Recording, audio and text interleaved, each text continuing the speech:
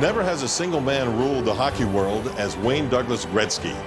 He remains so far ahead of others in his sport, many believe his records will never be broken. In fact, statistically, he has dominated the game of hockey unlike any other athlete in their sport. His passion to be the best drove him night after night, and his love of the game shone through everything he did. Whether it was breaking records, hoisting Stanley Cups, or simply skating, we sat captivated. Every game had the potential of being a history-making night. Not only were hockey fans fascinated by his command of the game, but so too were sports fanatics from across the globe. In this special two-part DVD collection, the greatest hockey player of all time allows us into his world. Not only will you hear Wayne discuss the never-before-heard aspects of his special moments, but you will see some of the most memorable action footage in hockey history. Helping Wayne bring you these incredible stories are some of the most important people in his life. His dad, Walter Gretzky, and his good friend and lifelong fan, Kiefer Sutherland, along with other special guests and friends. I always tell my kids, I have one record that he can never have, and that's having the first goal. When you're in the moment and applying your sport, I guess you really don't realize the impact you're having, and I'm sure Wayne, when he was playing hockey, didn't really feel that. You just knew that he knew something that the players on the ice didn't know. If there was a superstar that you could take as a genuine role model for every sport, not just hockey, but for every sport, I think you'd point to Wayne's career and say, this is the way to do it. You really felt like you were part of his team and celebrity, and he made sure that everybody was comfortable, everybody was focused on winning a Stanley Cup. Wayne retired in 1999, so we may not be able to watch the great one play the game he so dearly loved, but together we can certainly enjoy the memories. And no one enjoys that better than number 99.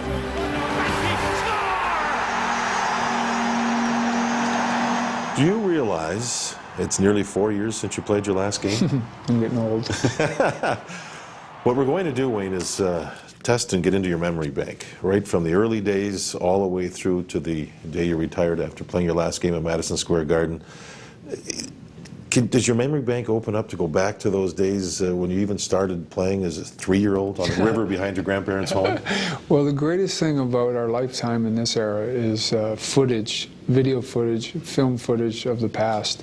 And I remember my dad always telling me that one day you're going to thank me for having all this footage, and of course now it's great that he has it. And I find that just every now and then, just looking at old footage brings back a lot of great memories and a lot of thoughts of things that I was thinking about as a child all the way through to pro hockey. I guess when we get into the memories, like we're going to, a name that would be prominent would be Gordie Howe. I remember being in awe of him, and for whatever reason, my life kind of centered around Gordie Howe. At 15 years old, I played junior B hockey with his youngest son, and Gordie would come to a lot of the games. And so I developed a friendship with him, and then when I turned pro, playing against him, and then playing the WHA All-Star Series with him. So I got really lucky. My hero was a wonderful man, and he was even bigger and better when I met him. When I was going through and breaking Gordie's records, he was the first person there. He was always around it.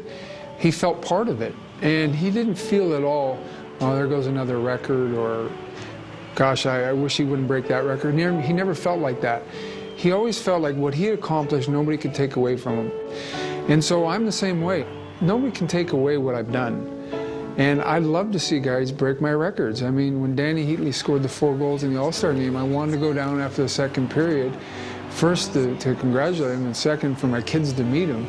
But I said to him, I said, break the record. I want to see you get 5 goals. That's what makes our game great. And so I think I learned that from Gordie.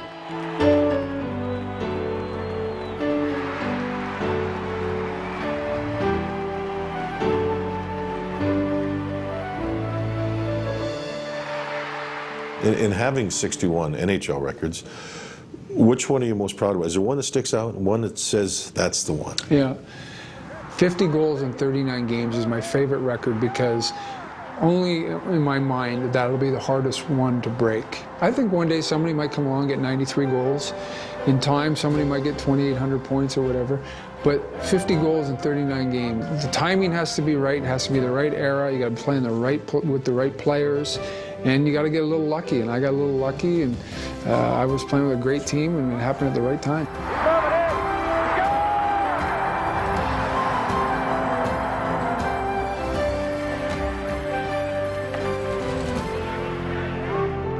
Not only did Wayne score 378 goals in one season of Pee Wee, he also added 120 assists, a great accomplishment, but one that started a lifetime of expectations. Was he a natural skater right off the hop? Right off the bat. Didn't have to push a chair around or anything like that? Well, he used to skate around on our living room floor at the farm, and would have stockings on, and he would imitate that he had skates on, and he knew how to take the strides, just like he had skates on. See, and I thought I remembered everything. I didn't remember that. Yeah. All right. No, He'd be watching Hockey Night in Canada, and he'd be doing that. And my mom would be his goalie. She'd sit there in her lazy boy chair, and he'd have little souvenir hockey sticks and shoot a sponge puck or ball at her legs, and every now and then you knew when he'd missed, you hear her say, "Oh, Wayne, what are you doing?"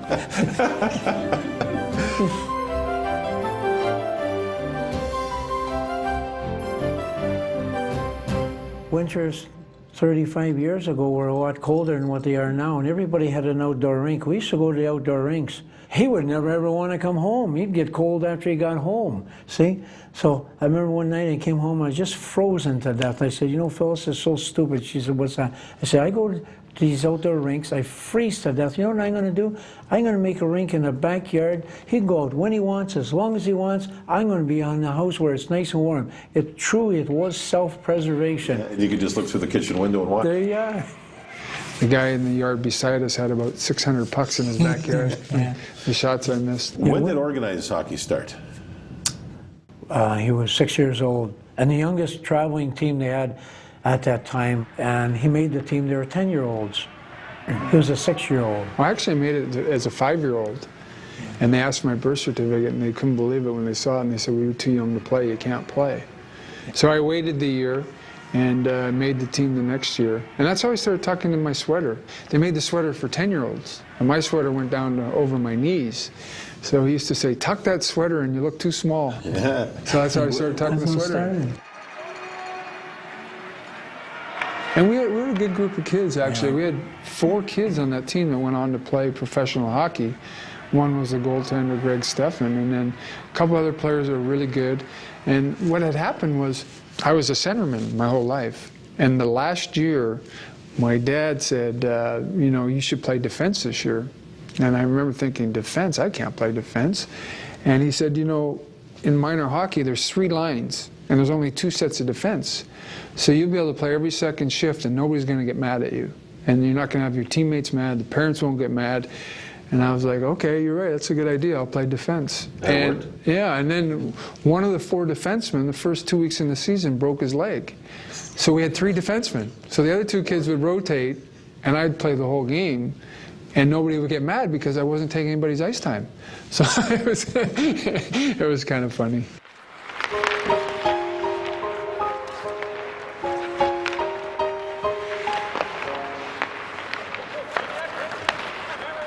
You know, it was always sit down and have a coffee at the kitchen table with Walter and Phyllis. And then often, you know, we would want to get into discussions about some of the important opportunities that were being presented to Wayne, and seldom were they ever done in the normal context of an office environment. It was usually down to the Nith River where Wayne had learned to skate, and a couple of fishing rods, and we'd have an east-west tournament, well, Walter heard all of the different situations and invariably made the right decision with us. So we used to have, a bevy of attorneys and accountants and people like that, and invariably would always be Walter that would say, "But what about?" And sure enough, we'd say, "Now, why didn't we think about that?" You know, common sense. The same common sense that's always governed Wayne's life. 1978 brought even more expectations to a 16-year-old Wayne Gretzky. With the world watching, Wayne led Team Canada onto center stage at the 1978 World Junior Championships. Gretzky has it. Gretzky down the left boards along with McKechnie. Gretzky controlling it. Inside the goal line. Gretzky getting Here I was playing for Team Canada, and I couldn't believe it, to be honest with you. And as I said, I was lucky to be on the team. Had there not been injuries, I probably wouldn't have made the team. I was only 16. Behind the net, Ryan Young. It was a remarkable team, to be honest with you. To think we didn't win a gold is almost crazy because it was such a good team. And gets it again. Gretzky getting Your team won the bronze.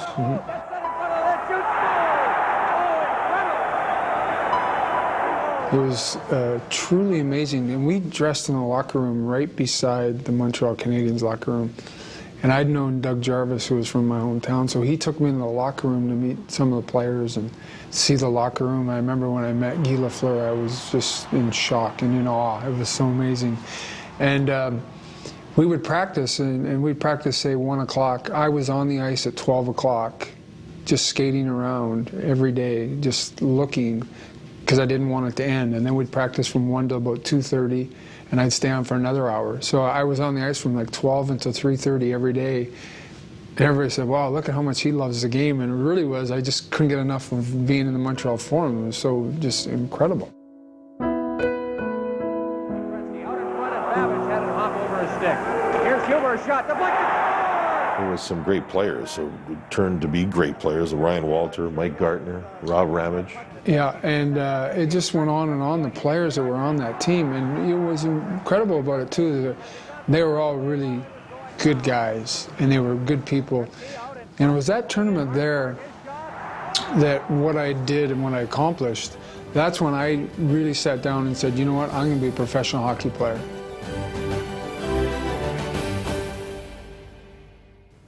The dream of every young Canadian hockey player is to someday skate alongside your hockey hero. When Wayne Gretzky signed on with the World Hockey Association, not only was that dream realized, but a relationship was formed that would last a lifetime. I was fine with the WHA. It had been around since '72, and Gordie Howe and Bobby Hull kind of made it famous. And I remember as a kid watching the Toronto Toros play quite a bit, and so I felt like it was pro hockey. And so when I signed, I really felt I was never going to play in the NHL. I never thought that was going to be possible. And so, but that didn't bother me. Maybe I was too young to really understand it or realize it, but I was very comfortable where I was. And so I fully anticipated spending my life in the WHA.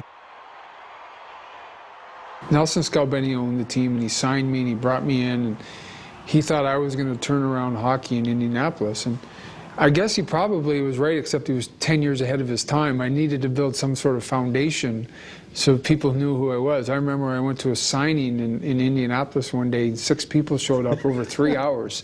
And I thought, uh-oh, we got our work cut out here. And I was a kid, I was young, and, you know, he was looking to me to kind of the savior. And I, you know, quite frankly, I wasn't ready for it. I mean, both on the ice and off the ice. And so when he finally realized that I wasn't going to probably benefit him financially, he called me and said, look, it's not working out the way I'd anticipated it. Where would you like to go? I'm going to trade you. Would you like to go to Winnipeg or Edmonton? And I'm thinking, oh my goodness, I'm already being traded. And so he was actually really nice about it, and I said, let me call you back. So I called my dad, and I called my agent at the time, Gus Badali, and I remember the reason we chose Edmonton was Gus said, you know, Edmonton's got a new arena. They got a better chance of getting the NHL. That's where you should go. And I said, okay, I'm going to Edmonton.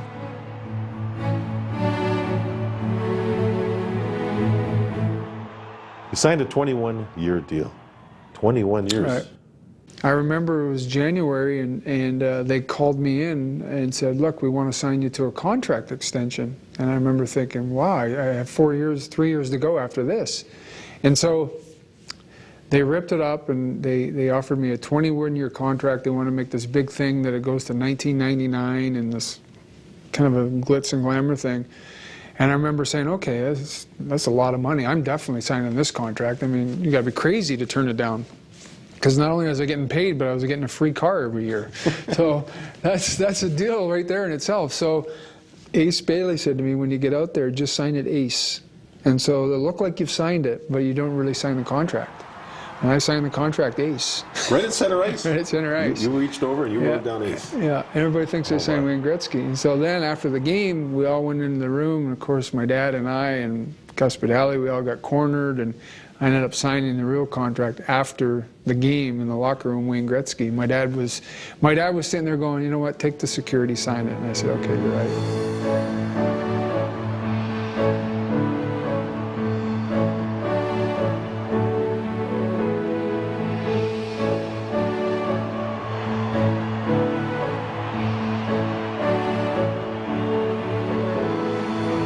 Remember the All-Star game that you played in? Or the All-Star series, I guess it was, against the Moscow Dynamo? I remember it vividly because I was borderline to make the team.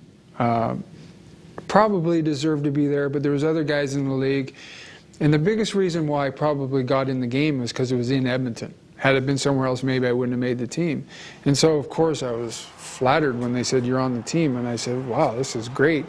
I walked in the first morning, and Jacques Demers was the coach. And Jacques Demers was tremendous to me. He called me in the office and he said, listen, he said, are you excited? And I said, well, of course. I mean, I can't believe I'm on this team. I'm just happy to be here. And he goes, no, that's not the attitude I want. And I sat back and I said, oh my goodness, what did I say? And he said, you're going to center Gordie and Mark. And I almost fell over. I said, Gordie Howe? And he said, it's the only Gordie on this team that I know. So I said, okay. I said, and I remember. And Mark was his son, of Mark course. was his son. I remember running out of the locker room, or out of his office thinking, well, I'm going to play with Gordie Howe. I'm going to play with Mark Howe. And so I walked in the first morning. We had a skate around, and Gordie was out there, and I was practicing with him. I was so nervous. Most nervous I think I've ever been for a hockey game.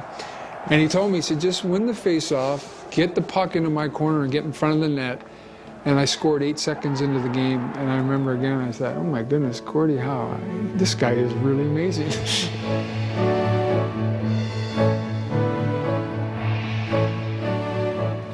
When the Edmonton Oilers joined the NHL, the city held its breath in anticipation of seeing the best hockey in the world. So did Wayne Gretzky. And we came up with a proposal that our committee would unanimously recommend to our Board of Governors. And we can proceed to an expansion of the National Hockey League for the 79-80 season of adding 4 new teams.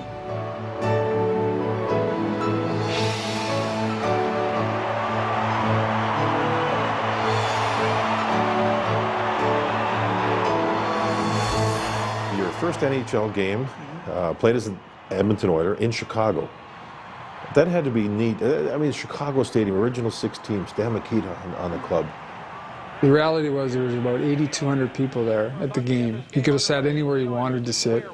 My first shift was against Stan Mikita. And I remember getting on the ice going, wow, I grew up watching this guy play each and every game. But part of his thing, too, was that Stan Mikita was known as a dirty player. Yeah, one time, yeah. And I'm thinking, oh, my God, this guy, is he going to run me over? Is he going to stick me or whatever? I was kind of nervous, so I kind of just put my stick in there and away I went. Stan Mikita went on to win the Lady Byng Trophy. Let's take a look at some of the footage in your first game in Chicago. The first game, and I think this was the first goal. I gave a pass over to Brett Callaghan and do what I very rarely did, went to the front of the net. And Kevin Lowe scored the first goal in Oiler history, and I have the first penalty in Oiler history, which is kind of strange or ironic. But I always tease Kevin that I actually tipped that puck, and you can't tell on the replay.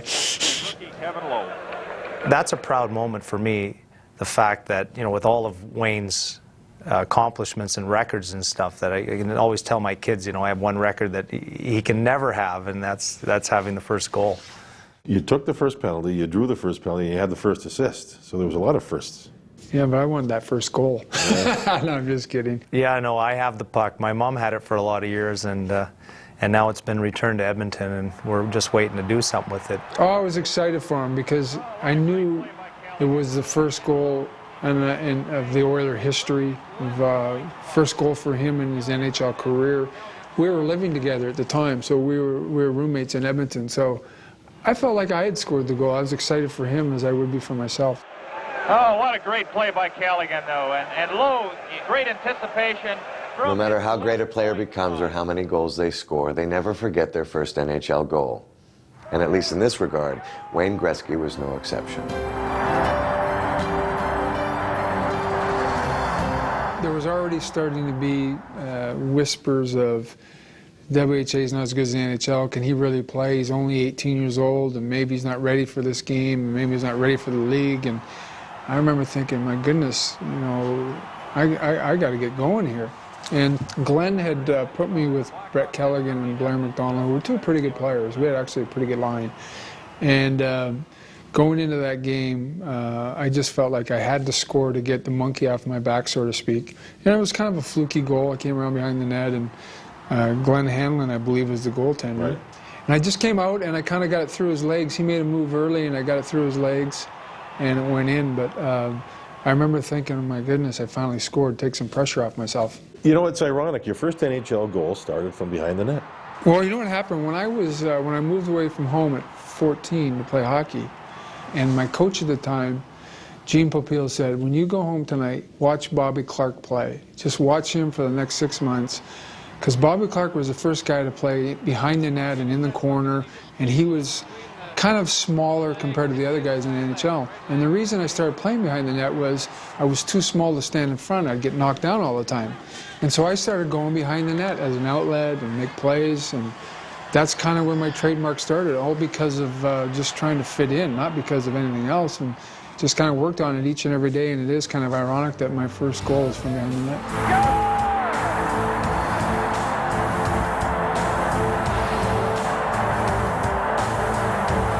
The first thing that I noticed about him was, you know, he was humble, he was genuine, but he had a passion for the game. You could see the passion. You'd go to watch practice, and, you know, he'd bear down on the drills and work so hard. But the second they were over, there was a moment for laughter, and, you know, they just had fun, and Glenn Sather and the coaching staff just let it ride because it took all the pressure off the kids, and they just kept playing at such a high level. So all these guys were young players that were full of a lot of vinegar and spark and desire to be successful. But he, you know, he just took his game to a different level, which probably a lot of the superstars are capable of doing at some period in their life. But Wayne seemed to be able to do that a lot.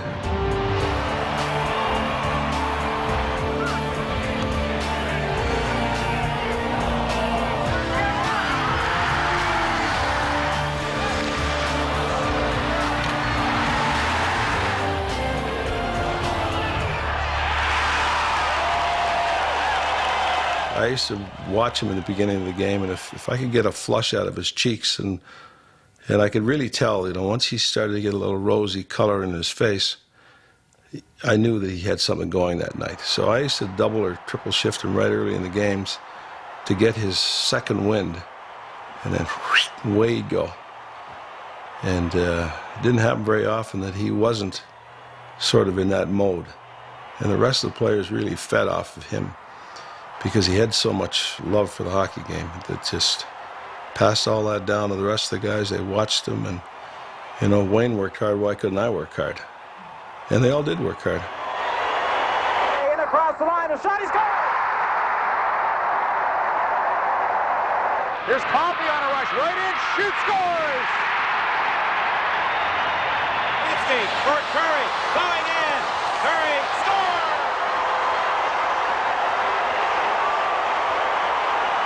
You told me about sitting at home, watching Hockey Night in Canada, with a pad in front of you, tracing as though that was the ice rink, tracing where the puck went. Well, I think what it was more than anything, what my dad was trying to accomplish was for me to develop some sort of peripheral vision. And so what happened was I'd take a big piece of foolscap like this and take a pen and watch TV and not look down and just follow the puck.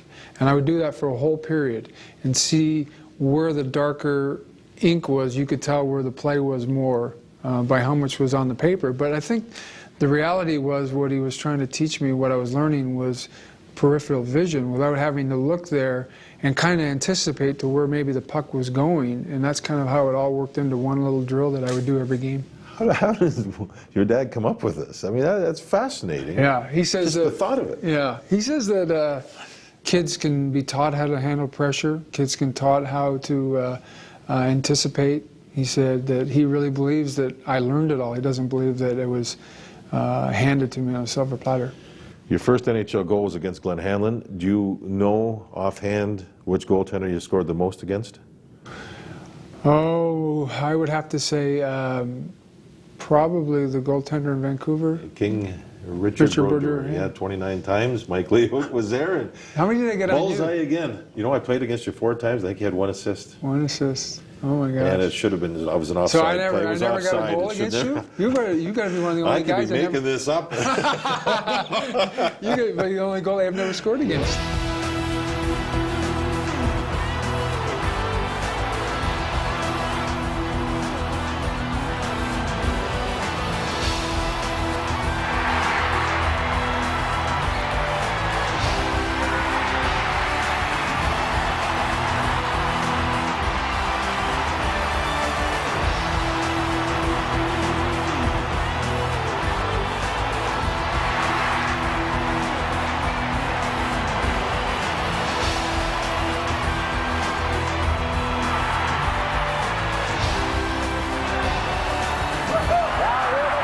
Who can forget 1981 in the magical playoff series against the Montreal Canadiens? Not only did it showcase the magic of Wayne Gretzky, it set the stage for one of the NHL's greatest dynasties.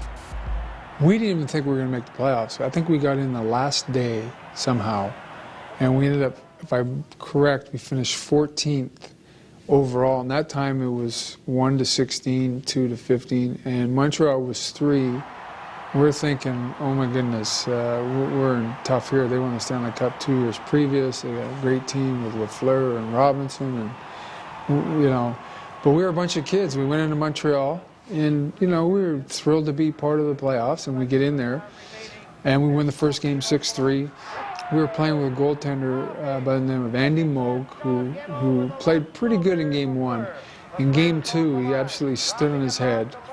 We win 3-1, which we should never have won. I mean, there's no way we should win that game. Not for him, we don't win that game. And we came home and we're up 2-0. And Edmonton, that's not an overly loud arena. I mean, it's kind of quiet, they're very professional. And we came walking out for the start of Game 3, and you would have thought we were in Rome Coliseum. It was so loud, and so they were standing throughout the whole skate around throughout the whole national anthem, and you could just see the energy on our bench go from a small level of nervous to just an excitement and emotion that I've never seen our organization have. So here we are, and this place was going crazy, and before we knew it, I believe we were winning the game 3 or 4-0.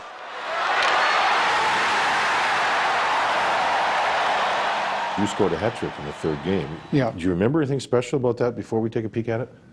You know what I remember most about the series, more than anything, was we would watch videotapes of the previous game. And what I found really intriguing, really interesting, watching the video in the morning of the game, was listening to Danny Gallivan do the play-by-play. And I remember sitting here thinking, he's saying my name, and I grew up watching this guy talk about Beliveau and Bobby Orr and Rocket Richard, and to be part of this, I remember that was the most fascinating thing for me. I was still a kid. Red Wings Del Vecchio is coming in with Bonanna, backhand, something scores! Paul Coffey and I really started to click as teammates and really started to feed off of each other. And I remember in the series, Paul was spectacular. He would pump the right side of the ice a lot. Yeah. He used to make the pass from behind the net to center ice like it was a 4-foot pass. Was he the best long passer you ever played with? Absolutely. Nobody's even close. Well, on the tape. On the tape. Let's look at the hat trick.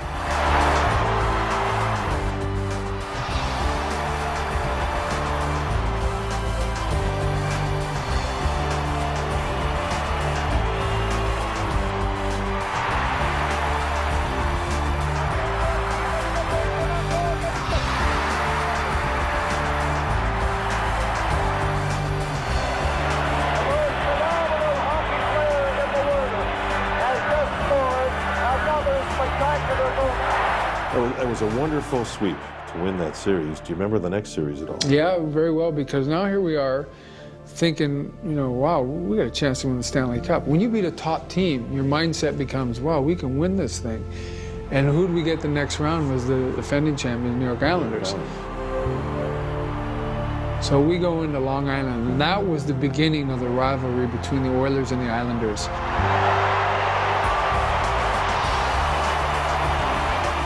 When we were winning Stanley Cups and then saw that they were coming onto the scene and saw the arrival of Wayne with Edmonton and Mark Messier and Glenn Anderson and Grant Fuhr and Paul Coffey, I mean, we just knew that they were going to be an amazing hockey team. We lost Game 5 on the island, and we lost Game 6 at home, but that's when I guess everyone started saying, okay, watch out for this team. One day this team could win a Stanley Cup. It's a pretty good young team. And I think beating Montreal and getting to the next round is kind of where we started to make a name and earn respect for ourselves as an organization around hockey.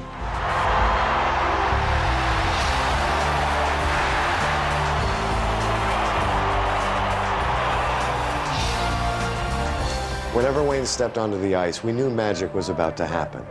On December 30th, 1981, the hockey world witnessed the true talents of the great one. 50 goals in 39 games. He's got 50 goals before anybody else got 30. Mike Bossy did it 15-50. Mario did it 15-42. To see how hard it is to even do 50-50 just makes me believe that this record will be the hardest record for anyone to beat. Well, when Rocket got it, it's withstood time of 36 seasons. Right. And that was in 50 games. I don't know if this one will ever be broken. Well, Mike Bossy deserves so much credit to giving the record itself credibility, because it was so positive for our game and such history that what he had accomplished. And so now if I was to score 50 in 50 games, it probably wouldn't have got the same reaction because Mike Bossy had already done it. He scores! Mike Bossy has his 50th goal! A standing ovation, 50 for Bossy, a minute 29. Was there buzz in the building? Oh, Buzz, because how it about was on the bench? Oh, it was everywhere because it was a 6-5 game, and we're battling for our lives in the playoffs. And you know, Philly, I believe, was battling kind of for first overall, and so it was a big game. Glenn Anderson now moves to the near boards, gives it to Coffey. His quick shot wide of the net. Gretzky scores! To Gretzky. Gretzky inside. Score! Just one of those things. God give that gift. I guess the puck follows him. When I got to 49, that's when I realized this could be something really special. Oh, Coffey, ring wide. Gretzky cutting inside of Hoffmeyer. Barry Barber came to me before the face-off and said I was going to throw my stick. And he said it would have been a great trivia question, because if he throws a stick, it's an automatic goal. Who was the goaltender that Wayne Gretzky never scored his 50th goal against? Here is an empty net chance for Gretzky in 5 seconds. He's moving in.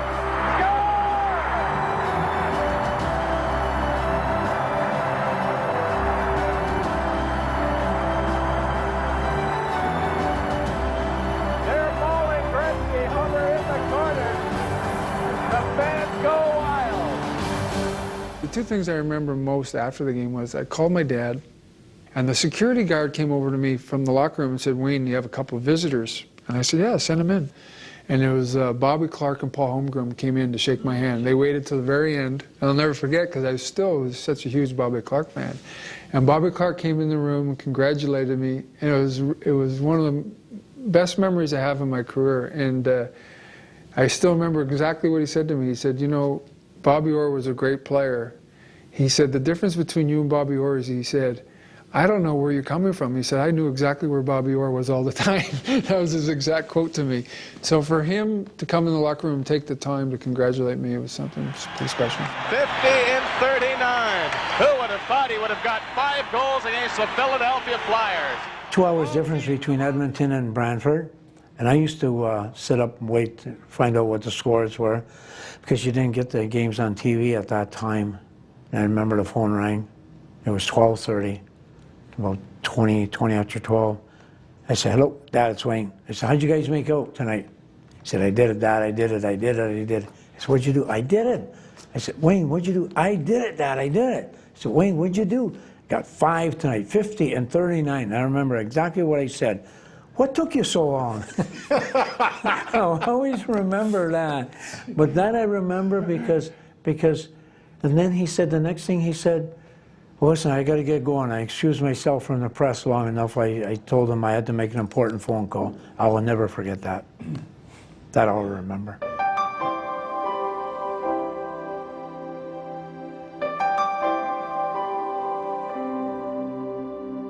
Is it satisfying to be able to look back and think about the excitement that was created? I mean, not only were you guys winning games, but your team was setting records. I mean, was it just youthful exuberance? Was it every day a new experience? What was it like? I'll tell you what, people who used to watch us play, and more importantly for the people of Edmonton who used to get to watch us practice, it was so phenomenal. I remember there was guys that said, when you look back at this team, you're not going to realize how much fun it was and how hard it worked to get to where it got to, because that's really what happened.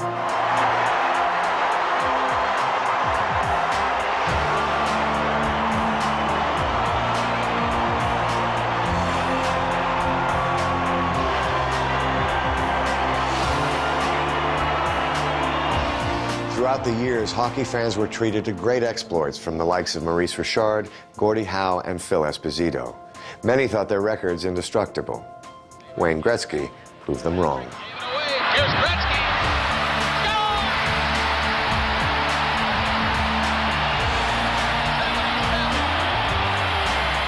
And the game was in Buffalo, and you scored your 77th goal. The whole hockey world was watching, the sporting world. We were going to break the Esposito record. Phil Esposito decided he was going to follow me around. And now I'm in Detroit, and I think I scored my 76 goal to tie the record. He centers the Gretzky scores! Wayne Gretzky, 76 goal of the season. He has just equaled Phil Esposito's goal-scoring record. I'm thinking, I better score quickly because I don't want Phil Esposito flying all around the United States to watch a hockey game. And now here we are in the third period of this game. There's 6 minutes left. And I mean, I don't think I've got a shot on goal, let alone a chance to break the record.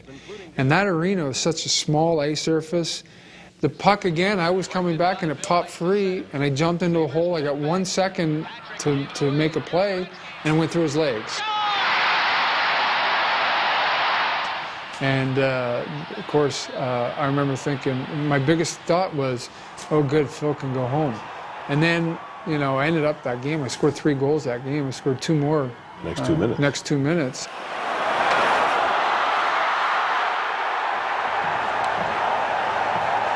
And I went from the doghouse of playing really poorly, I didn't play well at all, to scoring 3 goals in the last 3 minutes. Here's Gretzky.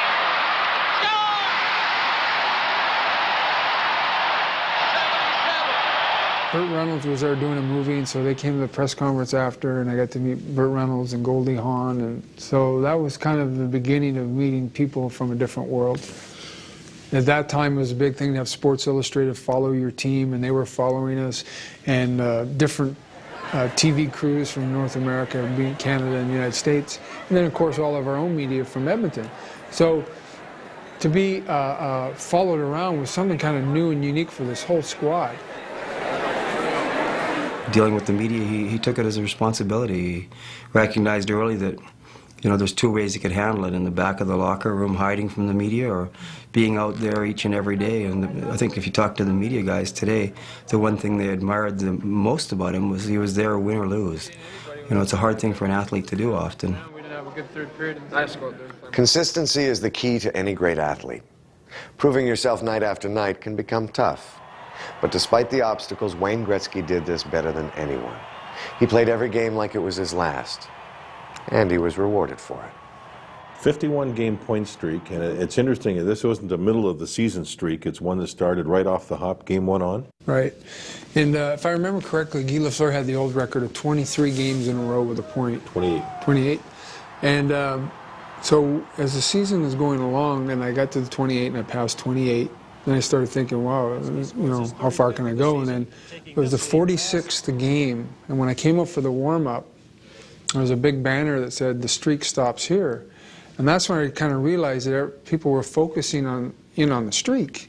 And so even if you don't want to think about it, it becomes part of your mindset because everyone else is talking about it. Oilers, along with Wayne Gretzky, appear to be headed for a record-shattering season. In 38 games this year, Wayne Gretzky has scored 102 points. I hurt my shoulder. I got hit, and I really didn't get hit that hard, but I really pinched my shoulder badly, and I kept playing because I didn't want the streak to end, because if you miss a game in hockey, the streak is over. So we are in Chicago, 46th game, and I haven't even been close to getting a point. And we're winning 3-2 with 55 seconds to go in the game. And I'm sitting there thinking, okay, are they going to pull their goalie? And that's all I could think of in my mind was, if they pull that goalie, I'm scoring somehow. So the puck went into our end in the 40-second range. Now you got to remember, they're down a goal, and Orville Tesse was coaching Chicago. He pulls his goalie. As the goalies come out of the net, the fans are booing. Because they wanted the streak They wanted to end to more stop than the streak. tie the game. Yeah, which I found to be ironic. And so there was about 8 seconds left in the game, and a guy named Troy Murray passed the puck from the boards into the middle, and then knocked it out of midair backhanded, knocked it forward, and went in and put it in the empty net with about 2 seconds to go to keep the streak alive at 46. And that's when it really hit me that people were thinking and talking about the streak. He scored his final point of this historic streak in his 51st consecutive game. So from about game 45 to 51, when the streak actually ended, I was playing with a shoulder that was so sore. And then after the 51st game, when I didn't get a point in 52, I didn't play the next 6 games.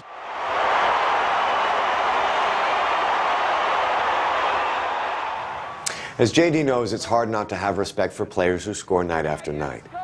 These days, when a player scores 100 points, it's a great accomplishment. In the 80s, Wayne Gretzky doubled that. 4 different times in your career, you hit the 200-point season, actually over 200 points. That was a point against the Calgary Flames. 200 points. Was that, in your mind, did it become a magic number for you? I think it became a measurement or a ruler for the media and the fans to gauge how good or bad I was playing. I didn't really overly concern myself with 200 points. It wasn't something I thought about each and every day. 81, 82, 212 points. The next season, 196. The following season, back to 205. And, I mean, today, a player has, if we have a player that can get to the 100-point mark, it's really special. We're talking 200. Yeah. Well, again, cycles, you know, like in the late 60s, early 70s, when Bobby Orr and Esposito were winning scoring titles, they probably 107 to 110 points. And then, you know, Espo had that great year of 152, and that kind of set the barometer. And so when I overtook the 152, then everybody started saying, well, all good players should be at least be able to get 100 points. And now we're back in that cycle again, where if you get 100 points, that's a lot of points. This game has changed. The biggest way to me that they're going to be able to open up the game is the goaltending equipment has to get back to normal size. I mean, the size of their pads, size of their gloves, the equipment they have now. You got to think of it this way. The equipment they have now is twice as big as what you wore. And half as heavy. And half as heavy. Now the equipment these guys wear is so far advanced and so structured that I just think the only way we're going to have more and more goals is by changing the goaltender's equipment. The only way.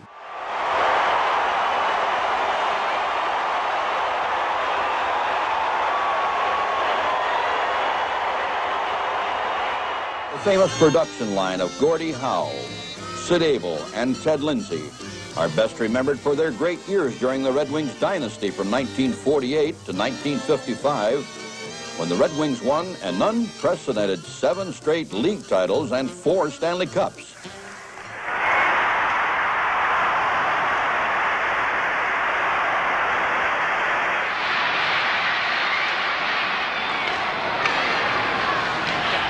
The Stanley Cup is perhaps the hardest trophy in all sports to win.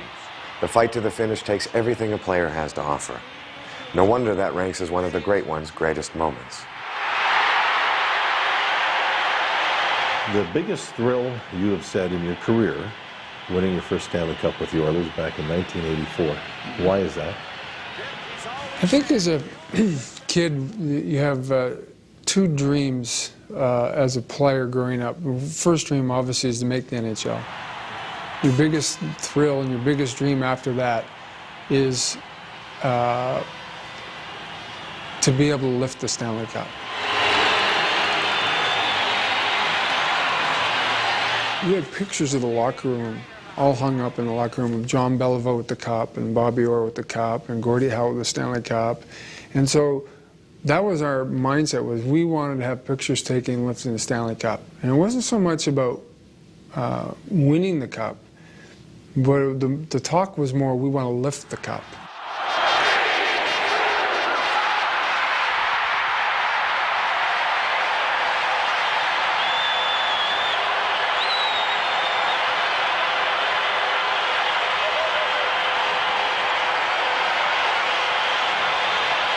Previous season, you lost. Right. What did that teach you guys? We went in to play game 1, and I'll never forget, because we outshot them, I believe, 53-12, and we lost 2-0 on an empty net goal to lose 2-0. And before we knew it, we were done.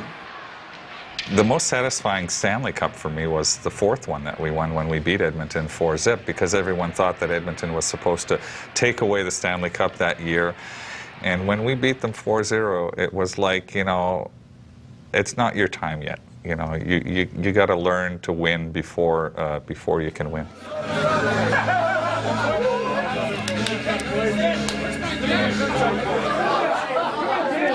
The locker rooms were such that the visiting teams here and the Islander rooms here, and to get on the bus, you got to walk by their room.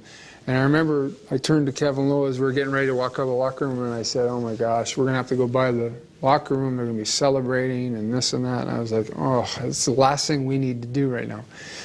So as we walked by, we looked in the room, and they were basically sitting in their stalls with ice packs and heat bags. And I remember we looked at each other as we got on the bus and said, you know, that's the difference between winning and losing. Those guys can't move, they're so exhausted. We lost, and we feel like we could still play another 10 games. That loss in 4 straight to us was a fantastic lesson, and they probably learned more from that loss than anything else that happened that year. And they learned fast, I'll tell you, because the next year they whipped us pretty good, beating us 4-1. Times change, and so does history. One of the things that people didn't understand, they always thought there was this hatred of the Oilers and the Islanders, and it really wasn't the case. As a team and as players, we idolized the Islanders. We tried to trademark ourselves after them at how professional they were on the ice and how hard they played and how unselfish as a team they were. And that's what we copied from them.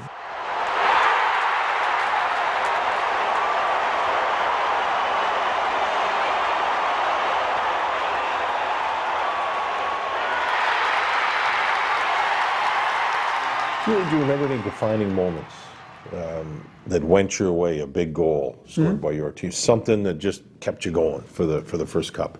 Well, two or three moments I remember most was game 1. I believe we won 1-0 on the island, and Grant stood on his head and they couldn't score. And Kevin McClellan, who I think he had 8 goals that year, scored the biggest goal probably in Oiler history to win that game 1-0. And then in game 4, I believe it was, when Messier went around Deneen, it was midway through the second period, that seemed to not only generate our bench and our crowd, which was crazy at the time, but really deflate their hockey team. Something that few teams had back then, it was the amount of leaders that they had on that team. You know, it wasn't just Wayne, it wasn't just Mark Messier or Paul Coffey or Grant Fuhr or Glenn Sather. It was all of them together. There's a new push on the block in the National Hockey League. The Edmonton Oilers. By name, the Oilers have won the Stanley Cup.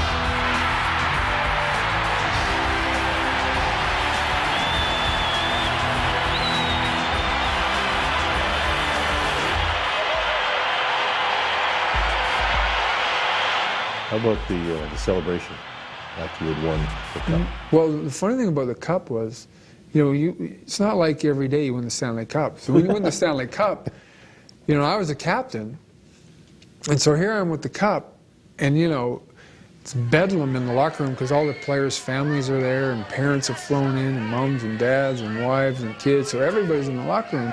slowly in about 2 to 3 hours it starts to filter out, and we're going to go across the street for this big reception.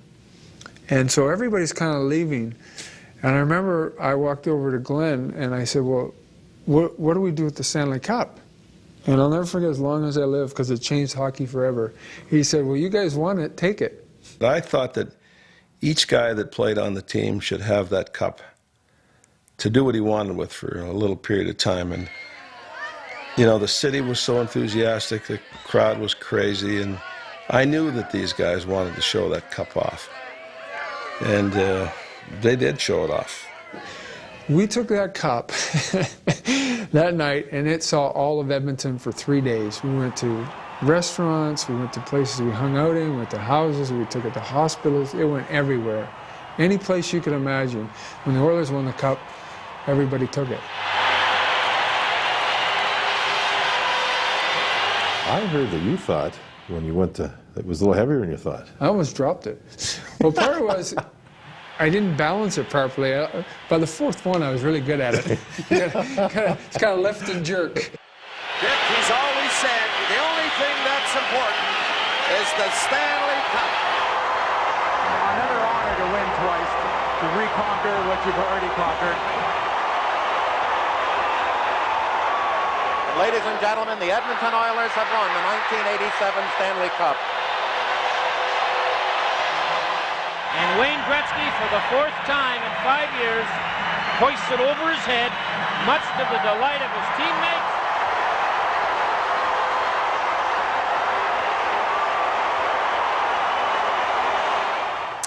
There is perhaps no better feeling as a Canadian than bringing glory to your country. In 1987, Wayne Gretzky did just that. Not only did the Canada Cup showcase the best hockey players in the world, but it brought a nation to its feet. Here's Lemieux poking at the center. Lemieux ahead to Gretzky. Has Murphy with him on a 2-on-1 to Lemieux. And on goal. He shoots. He scores! Mario Lemieux! With 1:26 remaining. You said the best hockey game you ever played was during the Canada Cup of '87 against the Russian team.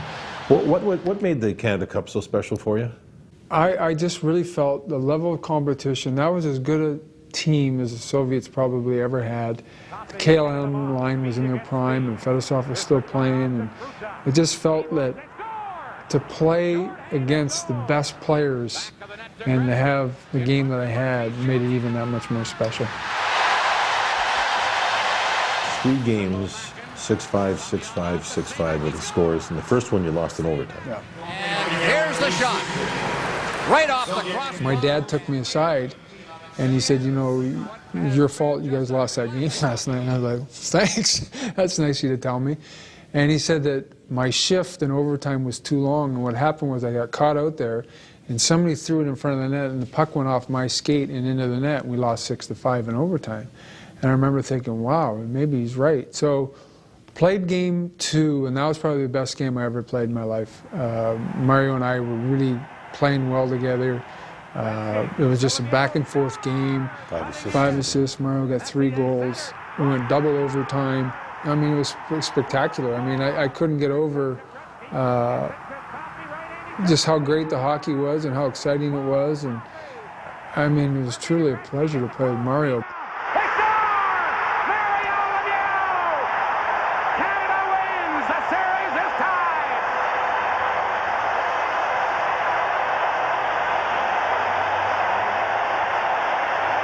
In Game 3, Rick Tocchet stood up, Sutter came forward, Brian Propp, Dale Howardchuk. I mean, these guys, we were down 3-0 in Game 3. People forget that. And Gretzky winds it around. Center. They score! Bourque blows it. Olmatov in the clear. Scores! Makarov beating Fetisov, closing in. Shoots, he scores! Fetisov from Makarov. It's 3-0 for the Soviets. Mike kind of looked at us and sat us down a little bit for 3 or 4 minutes, and before we knew it, we were tied 3-3, but we were down 3-0 early in that hockey game.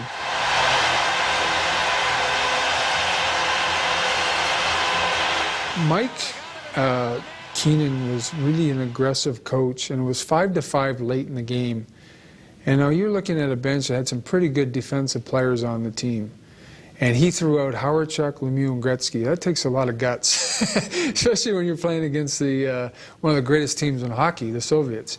And what happens? Dale lost the face-off, I believe, and Mario tipped it through. And Mike Keenan's philosophy in hockey was always 2 guys on the puck. And so when we lost the face-off, I immediately went that way also, and Mario tipped it, and I got to the puck.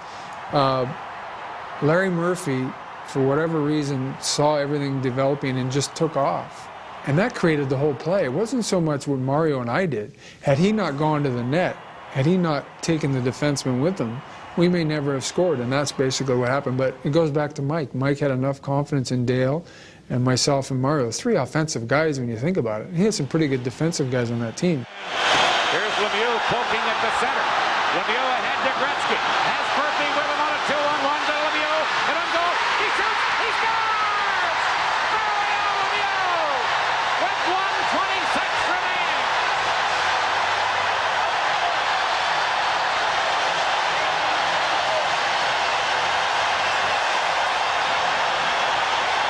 It doesn't get any better. It was great to watch. That was some tournament.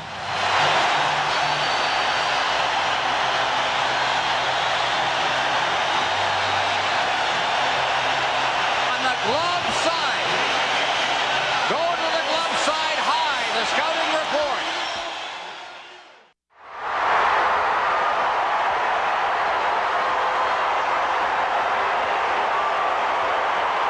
We had had our success. You know, the business of the game was starting to come to the forefront a bit. I, in fact, was in Newfoundland with Marty McSorley playing in Bob Cole's golf tournament when Marty got called off the course to say that, you know, he had been traded and, you know, this other guy had gone with him by the name of Gretzky. For the benefit of Wayne Gretzky, my new wife, and our expected child in the new year, that it would be beneficial for everyone involved to let me play with the Los Angeles Kings. I was having breakfast, and then I cried. For 3 days, I cried. I just couldn't believe it, really, why they would trade him. He should still be here in Edmonton. For some, August 1988 was a time to mourn. But for Southern Californians like myself, it was a time to cheer. The greatest hockey player in the world had taken up residence in Los Angeles, and a new era was about to begin. Was it a trade? Was it a sale? What was it? It was a weird time. You know, we just won the Cup, and you know, when you're playing in the Stanley Cup, everybody always has family, and I had my family, of course, staying with me. And so we were having dinner, and my dad said to me at dinner, he said, you know, you're probably going to get traded.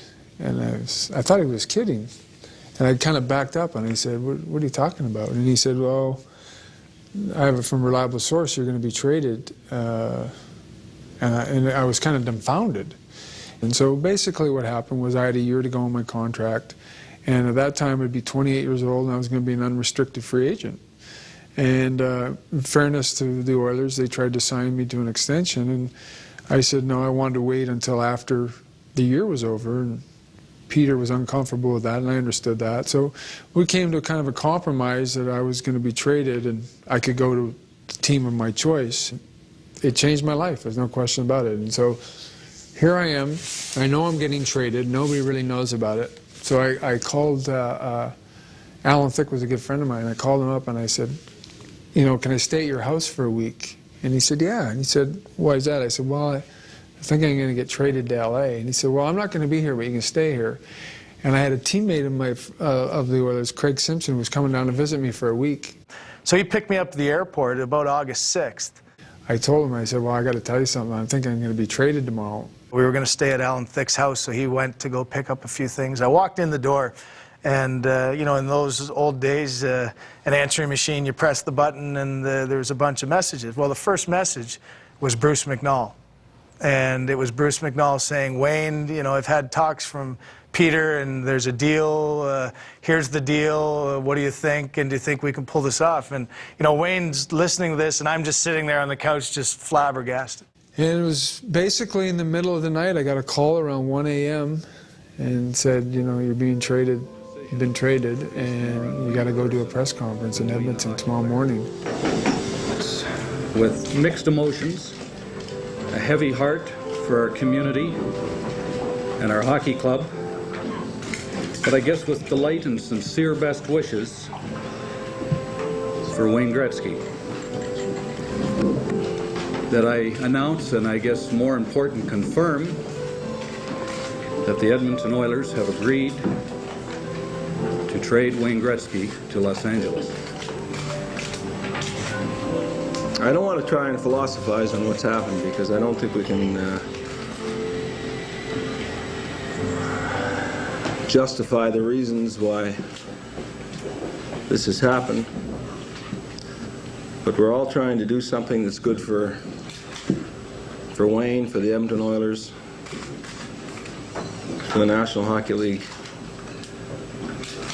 We all would like to be proud of what we do to make a living. And I think you can see here today that the reason we've won 4 Stanley Cups is because of the emotion that we display for each other. And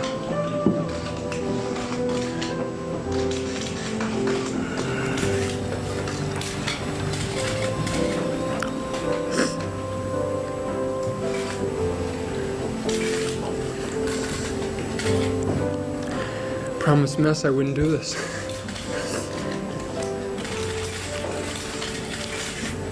But as I said, there comes a time when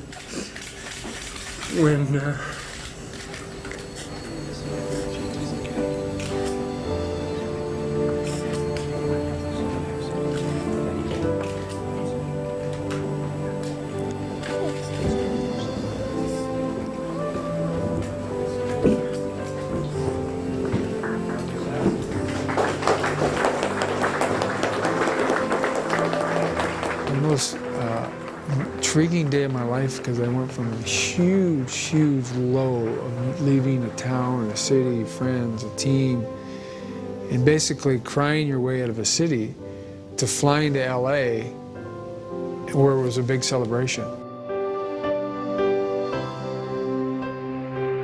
I was behind the curtains at the press conference in Los Angeles, still as a member of the Oilers, shocked, disappointed, confused, but still, you know, realizing that you were being a part of history. And it was amazing the way Wayne handled the pressures of all that was surrounding that type of event.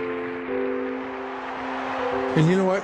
In fairness to Peter Pockingham, it was a business deal in the sense that he needed to get some players for me. He didn't want me walking away as an unrestricted free agent at 28 years old. And so I understood all that.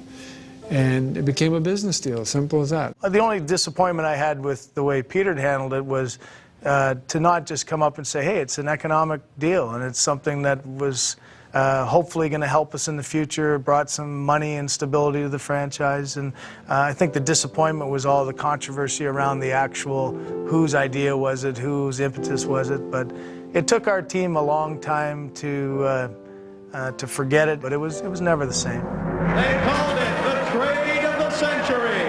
August 9th, 1988. The holder of 49 NHL records, number 99, Wayne Gretzky.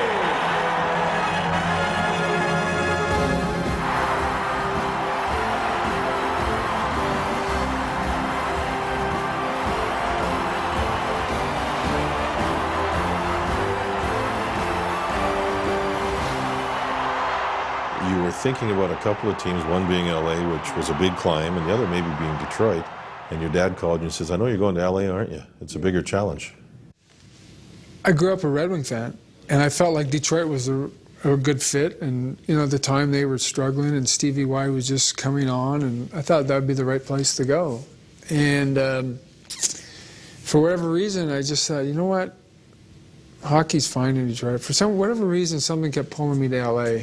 And I said, you know what, I got to do this. Plus, I really felt it was the right thing to do. I felt like LA was the right situation for me.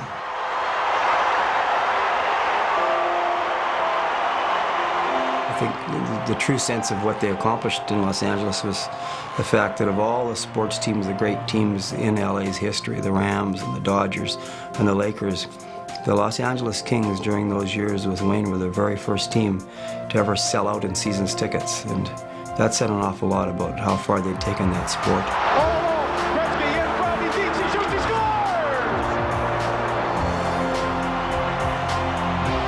It seems only fitting that Wayne Gretzky's ultimate hockey moment took place in the city that adopted him as their own. On October 15th, 1989, the Great One officially became the greatest. In Edmonton, you were able to score point number 1,851. Right. That was in October of 1989. What kind of a thrill was that? Well, it was a fluky bounce. The puck came up the boards, and it got through somehow. And ironically enough, I got left alone for one split second. And I'd said to my dad in the morning, I said, you know, I think I'm going to score on a backhand. That's how I'm going to break the record. And it turned out to be a backhand. But the guy who was probably most instrumental in my career, Yeri, happened to be the guy right beside me, but he was wearing a different uniform, and I kept thinking, wow, this is strange. We should be in the same color. And I remember thinking that when it happened. In Edmonton, of all places. Can you imagine? Well, my dad always said to me my life was mapped out. For whatever reason, it was all mapped out. And to go back to Edmonton and have it happen there, and what made the whole night even better than it even was that tied the game 4-4, obviously, because the goalies pulled. And then I scored in overtime to win 5-4. So it was pretty gratifying. Did I just see number 4 was on the ice, Kevin Lowe, right in front of the net? I always give him a hard time about it. I bet you he takes it real well, too. Yeah. Now that I don't play against him every night, I can give it to him. We had done such a good job against him the whole game, and I can't remember the line combinations, but I know I was on the ice a lot that night against him, and you know, that's a terrible thing to want to shut a friend down, but you know, really didn't want him to do it in Edmonton. You know, I've always had mixed feelings about what happened, but I knew that Wayne was going to torment us. They were also a team we were competing with for the playoffs, and you know, so there's a draw on our end, and it comes back to me, and I'm going, I just got to get this thing off the glass and out of the zone, and this night's over. And sure enough, Larry Robinson's on the point, and I didn't get up high enough, and he knocks it down, and next, it was all like it started in slow motion at that point, like a bad dream. And the shot comes, and the rebound, and I turn around, and it's right on, of all people, whose stick, wide open net, but Wayne, and thinking, oh my God, this is the worst nightmare of all time. But you know, another great moment in Gretzky history.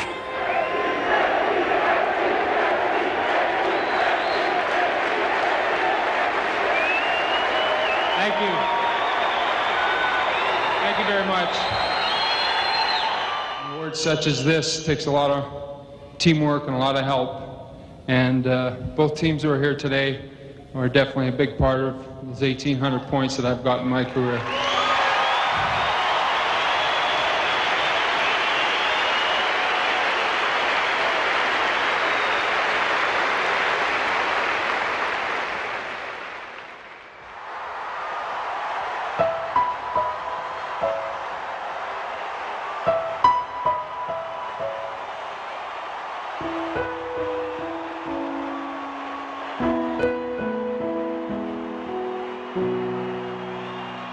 Another player on the ice is Esatikin. Yeah. Esatikin was the hardest guy for me to play against because he knew me better than anybody because we were line mates for years. He could fire the puck without even looking and know I'd be there.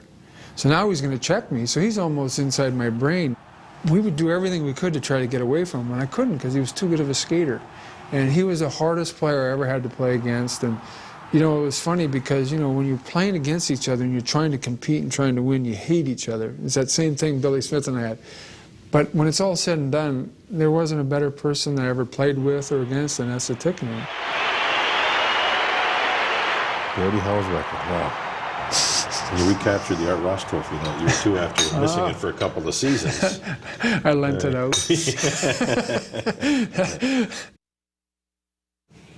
Southern California had been waiting a long time to go Cup crazy. Not only were the 1993 playoffs a personal highlight for Wayne, but they also brought back respectability to the Los Angeles Kings. Lost it to Granado. Here's Shednick. That shot a rebound. Score! 1993 playoffs. I guess that's 4 years now with the Kings in Los Angeles, and here you were, a team good enough to find its way in the finals. And what was it that turned everything around? The team believed that it could win, and Kelly Rudy was our goalie, and the team had total confidence that he could win a game for us and win a big game. So we just kind of all came together at the right time, and we started the first series on the road in Calgary, and we won that series. Then we had to go to Vancouver in the second series, and we won that series. The Kings beat both Calgary and Vancouver in 6 games. We had all the elements of being a close-knit team. We just needed some success to believe in it. We continued to play well in the playoffs. We beat Vancouver, which I thought was a great series, but there's no question in anybody's mind he was the glue that held us all together. You're coming in as an LA King to play the Toronto Maple Leafs. How much did that just get your blood going? Fire you up. Here we go, man. The family's going to be there. This is hockey capital of maybe the world, talking about Toronto. Well, I had a lot of emotions in this series for different reasons. One, my favorite arena always was Maple Leaf Gardens. I mean, I loved playing there. Each and every time I went there, that was like heaven to me. Second of all, I had a great deal of respect for Dougie Gilmour. I always felt like he was one of the most underrated pressure players there was in the game, and he had been playing really well up to this point in time. And then I knew that most of the people who I knew in that area, I went to high school in Toronto and I grew up in Brantford, were cheering for Toronto, which they should do. And there was very few friends that I had that I knew were cheering for LA and for Wayne Gretzky. So here I was going into kind of a lion's den. And he gets a pass in front. Well, what was unusual about that series is that the Leafs, led by Pat Burns, played a lot more defensive hockey than us. And so throughout our season, we want to play wide open hockey, really exciting, a lot of scoring chances for both teams. So we played that way against Calgary, played that way against Vancouver in the playoffs. But when we came into that Toronto series, we found it really frustrating. And our skilled players, Wayne Yari, Thomas Sandstrom, Tony Granato, and others, really felt, I think, hemmed in a little bit by the defensive checking by the Leafs. And what happened because of that, it became a really physical series. Here's the hit. Gilmour looks down to get a puck. Gilmour gets up, checks the number, forgets his helmet, waits his turn, and here comes his turn. 2:50 right left. Gilmour way down low. Perfect here in game 1. The last game, your 8th career hat trick in the playoffs. You maybe called that the best game you ever played in the NHL. Yeah. 2-on-1. McSorley controls it to Gretzky. He shoots. He scores! Back to Gretzky. He shoots. He scores! Gretzky in the Toronto zone. Gretzky, the wraparound. Oh, it goes in. They score! Off the skate of Borshevsky. Gretzky has the hat trick. Playing in Game 7 was really difficult. I think sometimes people don't understand the pressures that go with it, because there's no in between. Either you're going to walk away a hero or you're going to be a GOAT. So I was ready for the game. It was a big game, and I knew that no matter what I had done in the city of Toronto over my career, that if we don't win Game 7, people are always going to remember that game. And so I wanted to make sure I left playing in Toronto. I wanted to leave a good mark. Gretzky scores! Gretzky gets the pass and blasts one by Potvin. To me, there's no question that Wayne's efforts against the Toronto Maple Leafs were outstanding. He carried us there. I think that it was his leadership that calmed us down. Sandstrom scores! Sandstrom! We were winning 5-3 with 2 minutes left. Then they scored to make it 5-4 with about a minute to go in the game. And I remember I sat on the bench and Barry called a timeout. He said, I want Conacher, I believe it was, Dave Taylor, and Gretz. And I turned to Barry, and it's the only time I ever did it in my career. I said, you know what, I'm too tired, I can't go out there, put Yuri out there. And Yuri went out, and we ended up winning the game 5-4. But that was the only time I ever didn't go on the ice when the coach asked me to go on the ice. But I figured I was too tired. Be honest. And I was honest about it, and Yuri was very capable, one of the greatest defensive players ever. And it was the only time I ever turned down going on the ice. And I think that because a lot of us had never been to a Cup final before, even though we lost in 5 games in Montreal, I always look back at those days and think that, boy, he taught me a lot about class and grace. Like a bullet, and it's time. This team wasn't supposed to win. We weren't the best team. We were just a hard-working team that believed in each other. We had a coach that believed in each and every guy, and we wanted to do it for the next guy beside us. Granato through the legs of Law.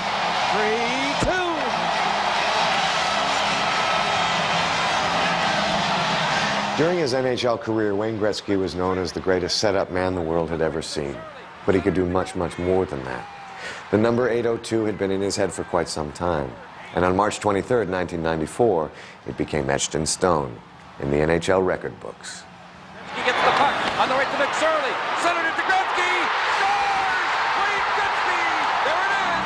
Number 802. And you called this goal the most significant goal of your career. It's goal number 802 against Kirk McLean of the Vancouver Canucks. Why? I'd worked so hard as a kid just to make it to the NHL. And then to accomplish this feat in this game with so many great players. And it was a record that nobody thought would ever be broken, quite frankly. So when I scored the goal, it was almost overwhelming to me. And it was really nice. Marty made such a great play on the goal. To have him part of it, because he was a big part of my career, was nice. On behalf of all of your fans, Wayne, I want to congratulate you because it's an honor and a pleasure to be here to see you break your idol, Gordie Howe's NHL goal-scoring record.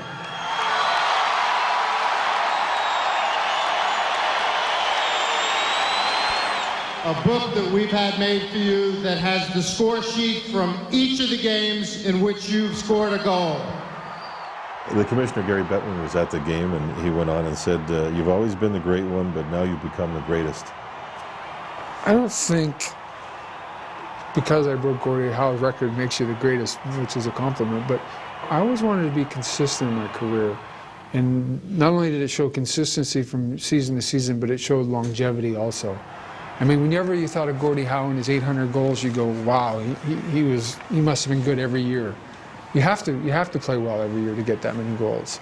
And so it was more of an honor for me in a sense that I felt like that I had accomplished quite a bit in my career. And it was something that nobody could ever take away from me. Tonight you have witnessed the surpassing of one of the most remarkable records in all of sports. Gordie Howe wasn't at the game. He was at his home in Michigan. He didn't. He couldn't make that one, yeah. That was one of the only records I broke that he wasn't at. But he called me before the game, and he was always part of it, even if he wasn't there. All in all, it was pretty sweet. Marty was part of the goal, and he scored the goal at home. I had my family there, and that part was great.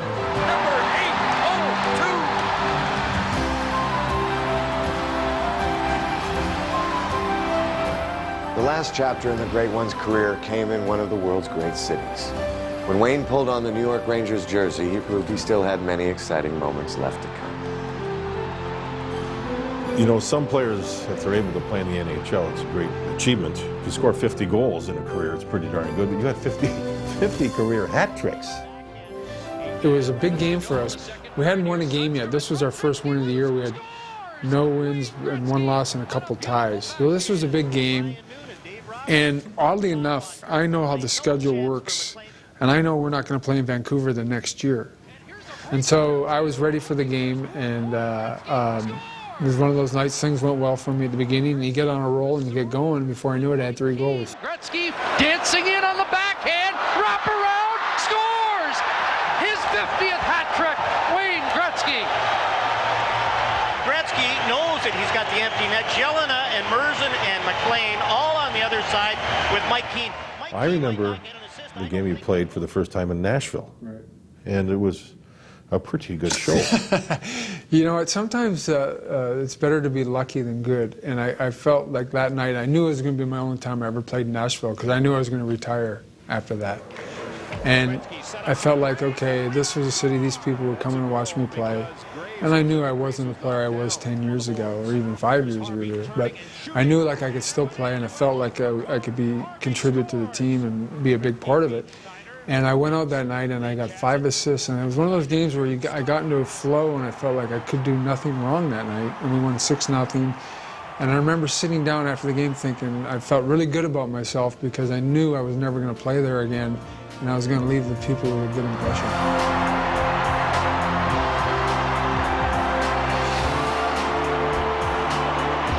I found it somewhat ironic that in 1999 you played your last All-Star game. It was in Tampa Bay. Right. Now remember, at least I say that the deal from Edmonton down to Los Angeles helped promote hockey all through the South, and one of the byproducts was hockey in Tampa Bay. Well, the day before the game, we were at the practice rink and we're getting a team picture and everything, and guys are signing sticks for each other and all that kind of stuff.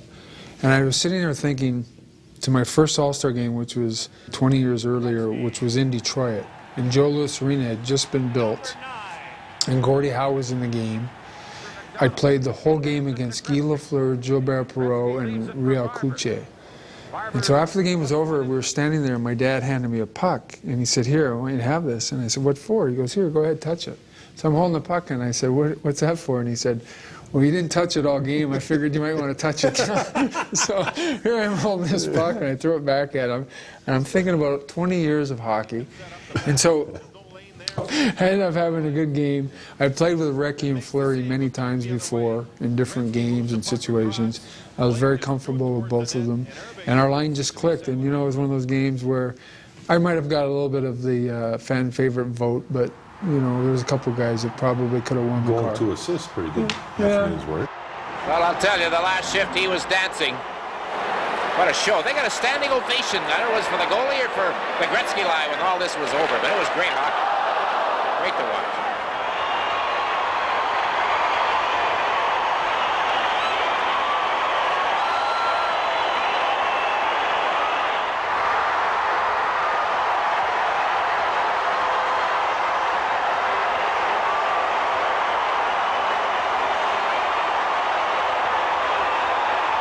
The All-Star games and that experience throughout your career a fun time? I know it's taxing sometimes on players when you could be playing a game in Vancouver and the All-Star game is 2 days later in Chicago or Florida or wherever. You know, I loved every part of the All-Star game. I loved everything about it. One was because as a kid growing up, I used to sit there and watch all the NHL All-Star games. It used to be on Tuesday nights on Hockey Night in Canada. And that's when the All-Star game was. And I used to think, well, one day I'd love to play in that game. So I always thought it was a privilege. I always had fun at it. I always had a great time. I'd bring my family in. My dad would always go. I just thought it was one of the, you know, great perks of being an NHL player was to play in the All-Star game.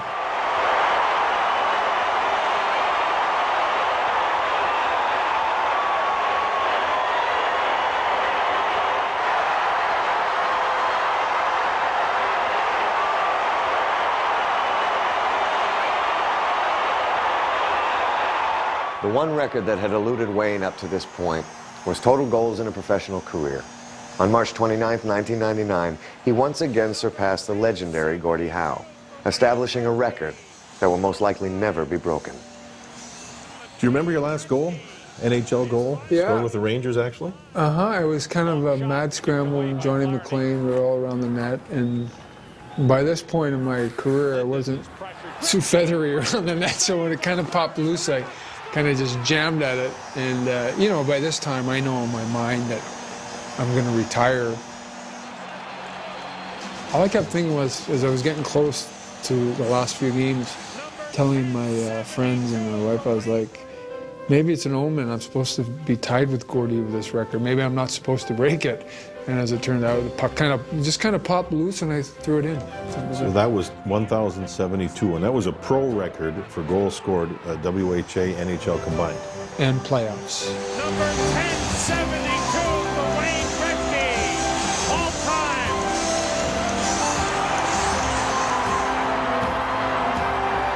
You enjoy your time in New York? It was the greatest 3 years that I had in hockey, as far as the people and the friendships and the atmosphere.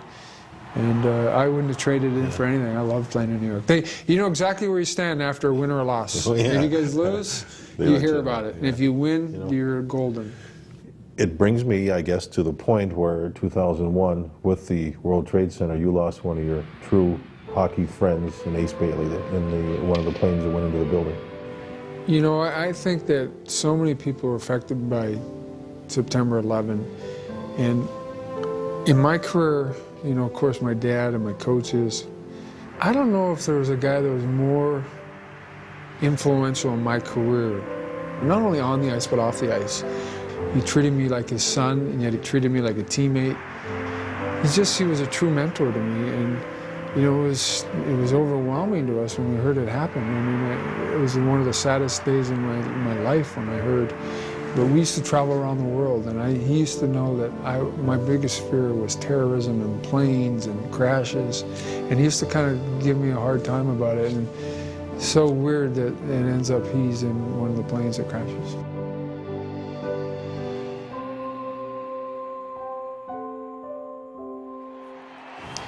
It is often said that parting is such sweet sorrow, but for 2 days in April of 1999, it was extremely emotional. When Wayne Gretzky said goodbye to the hockey world, many of us bowed our heads in sadness, but the great one said goodbye with his head held high. He, more than anyone, was able to push himself, and if he didn't want to try to be better than he could possibly be, it was time to go away. He deserves that, and he's allowed to do that. 20 seconds to go. Fans are chanting thank you. The last time in Canada was in Ottawa. Right. Was it a whirlwind? Oh, it happened so fast, I don't know what hit me. I mean, a couple of people knew, like you knew, people that I traveled a lot with knew, and we all kind of kept it on our wraps because we didn't want it to be a traveling road show. 10 seconds left. And maybe most importantly, I wanted to retire in New York because I felt like the city had been great to not only myself and family, but I felt like I owed it to the Ranger organization and to the fans that that's where I have a press conference, that's where I really let the world know for sure that that's where I'm retiring. And so it kind of leaked out. So obviously when my wife and kids walk into a game and my dad is there, all of a sudden all the signals go off, and I really got I was like, ooh, I got really emotional about it. No 3 stars tonight, just a single star. And it's Gretzky. A great night and a great salute for the great Gretzky in a 2-2 tie with the Ottawa Senators. The Senators organization was very classy. Yeah. I said I've never been picked as 3 stars, all 3 stars in one game and played so bad. You know what? I actually played pretty well that night, and it was hard to focus. And you know what was really difficult was the Ottawa players. The game meant nothing to either team. And the Ottawa players, you know, they had to play hard, and yet nobody wanted to be the guy that hit me in my last game, and they handled it with so much class. And I think the game tied 2-2, went into overtime.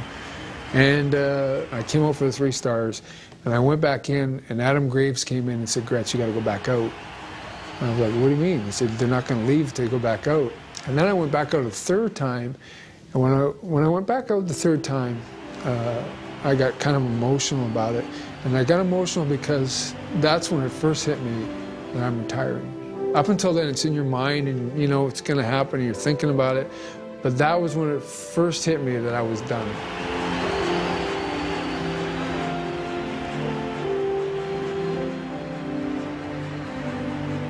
He's one of those guys who can find people in the clear. And then it was time to go back to what was home at the time in New York.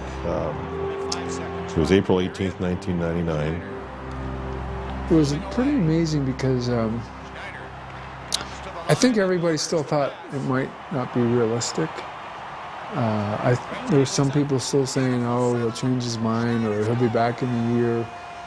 You know, when I played the game, I gave everything I could. I played 14 exhibition games every year. I played in Stanley Cup playoffs. We played Canada Cups, All-Star games, and I loved every minute of it. So when I knew I was done, I'd given everything I could. And I was done mentally and physically. I was over.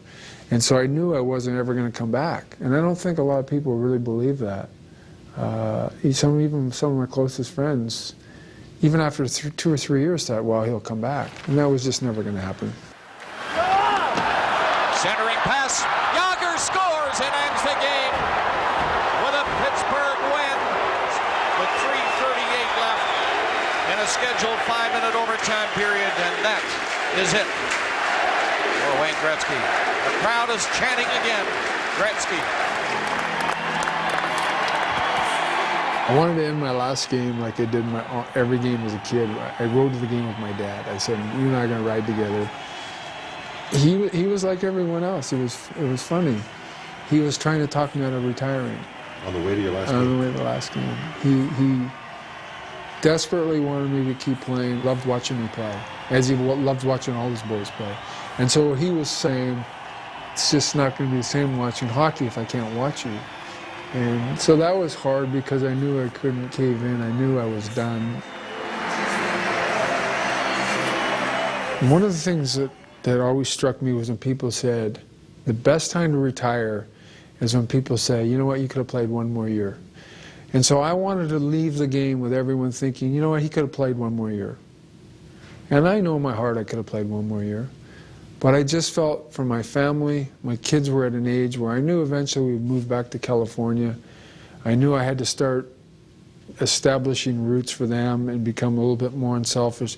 When you're a professional athlete, you're really a selfish person in the sense that you have to be, and you have to be with the right people because you have to be so dedicated to the game. It's so much tougher, I think, than the average person really thinks or knows. And quite frankly, you got to be a selfish person to be successful. You cannot say he didn't try in this hockey game. You cannot say he didn't go out with all the class that he has shown us in 20 years. I wouldn't trade my retirement in for anything in the world. You know, my kids were there. They got emotional about it. The fans were. I mean, it was one of the greatest days of my life. I mean, I wouldn't trade it in for anything ever in the world the way I retired. It wasn't like a traveling roadshow. It didn't go on for 4 or 5 months. There was no speculation until about 3 days before that final game in Ottawa. And so it kind of just happened. It was over and done quickly. You know what? It was a day I'll always remember because I was driving around signing sticks to each guy. I made sure I signed a stick for every guy on the team. I wore a certain amount of sweaters. I wore different gloves. I tried to really take care of the people who are kind of behind the scenes in the locker room that a lot of times don't get enough credit or made my life easier where I just had to show up and play. And so I tried to take care of as many people as I could in the locker room. Okay, you get through the pictures, your family's there, the emotions you can see running to the locker room. How tough was it to take the stuff off for the last time? The locker room was the easy part, but I didn't take my equipment off for 2 hours.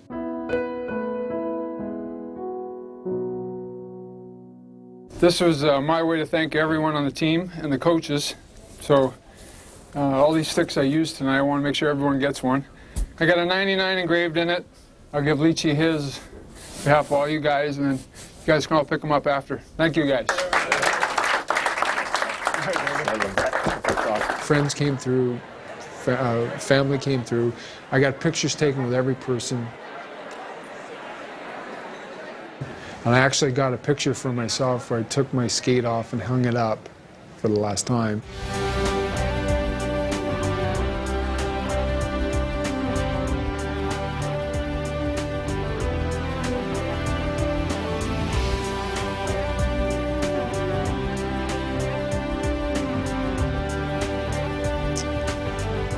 That was a whirlwind week, and it was, it was a whirlwind. Yeah. That's what it was. It was nice.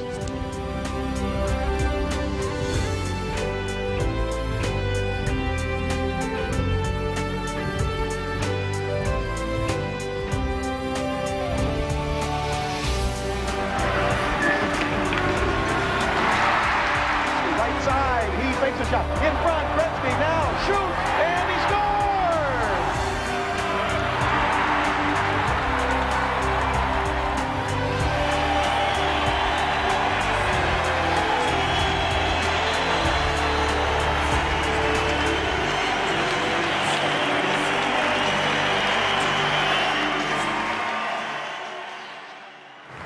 When Wayne Gretzky was inducted into the Hall of Fame, it marked the official end of the greatest career in the history of the NHL. Number 99 went out the same way he came in, with greatness and class.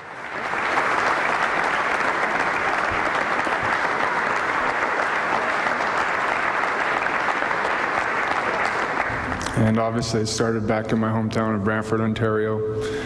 And I wanted to thank the players and the youngsters, the coaches that I had an opportunity to play with that helped develop me as a player. Hall of Fame.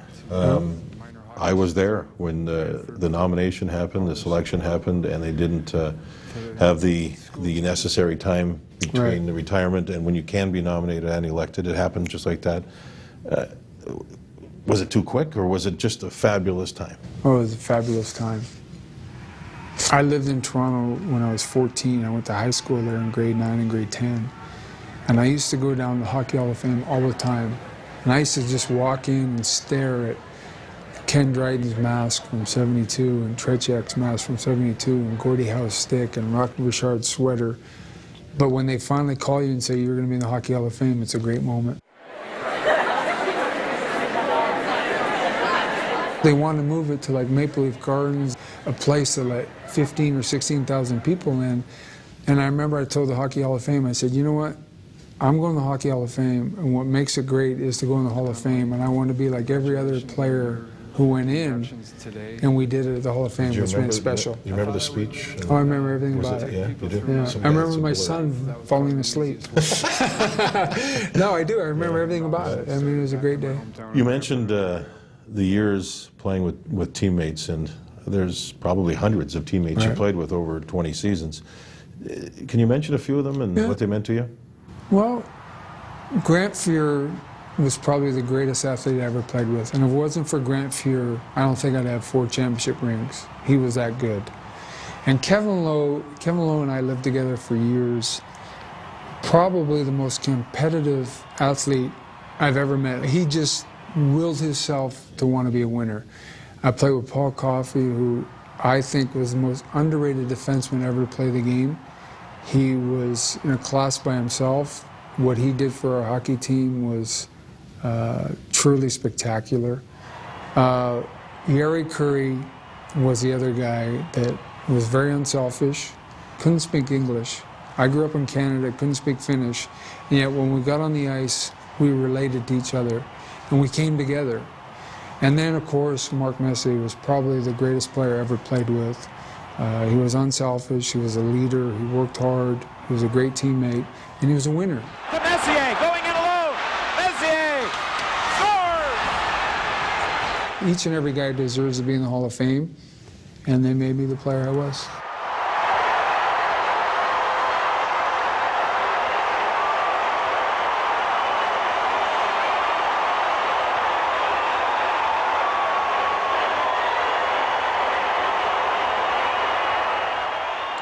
Everybody wondered what Wayne Gretzky would do in his retirement. Owning the Phoenix Coyotes wasn't on many people's list of possibilities. Let's hear what Wayne had to say about it. I think my life is built around hockey, and I love living in the Southwest. This has kind of been home for me for a long time, and I really feel that this is a great sports area, and I knew I wanted to be back in the game.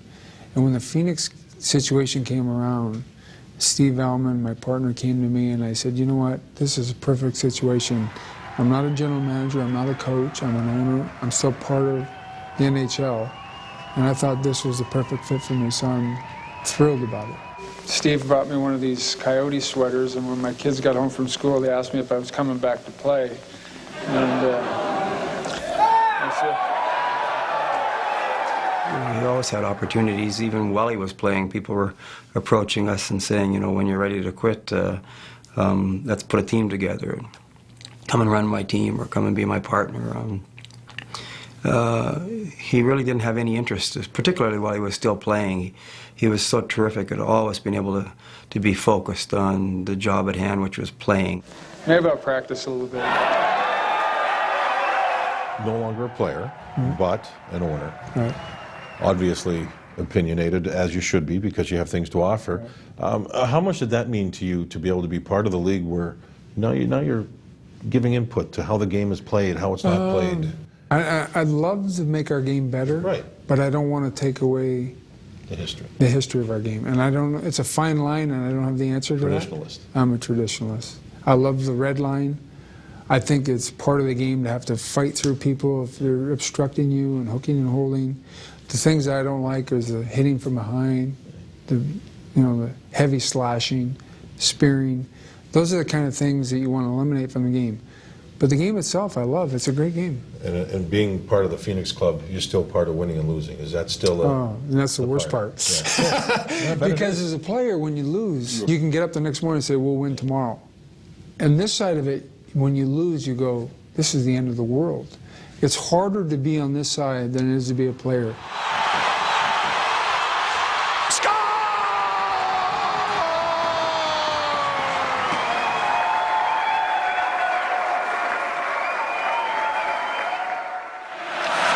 Stand up and cheer, everybody.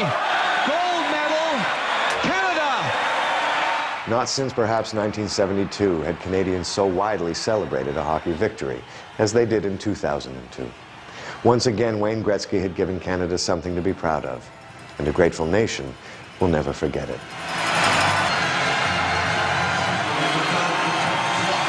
After the Olympic Games in '98 that I played in, it was kind of the end of my career. I got a letter from Bobby Clarke. It was a really nice letter saying how much he appreciated me being part of the '98 team, and that he highly recommended to Bob Nicholson that I run the 2002 team.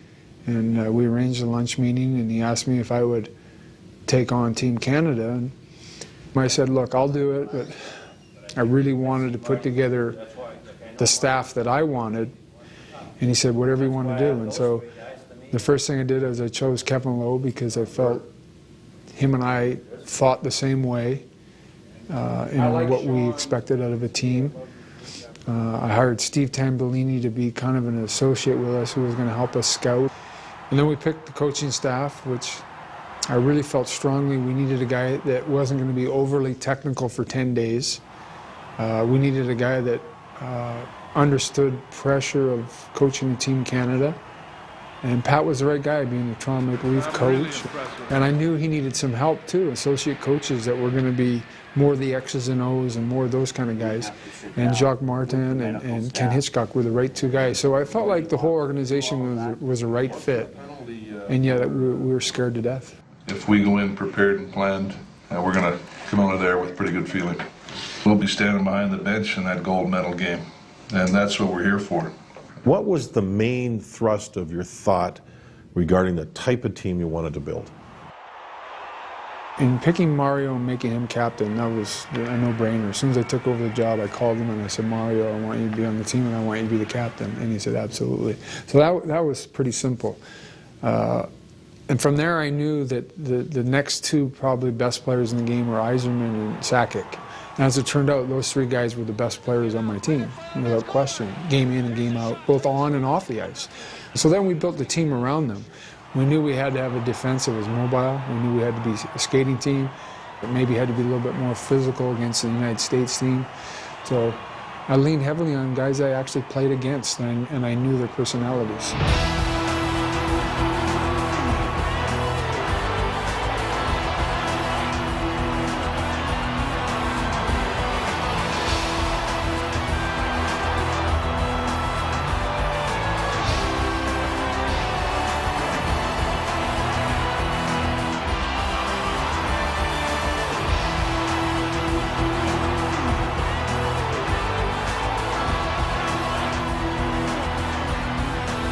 Very little time to prepare. You get to Salt Lake City, and I mean, it's like a day later they're dropping the puck. Right. What was the strategy to get the team prepared? It was difficult because a lot of guys didn't even get there. They missed the first and only practice we had, which was on Thursday, I believe.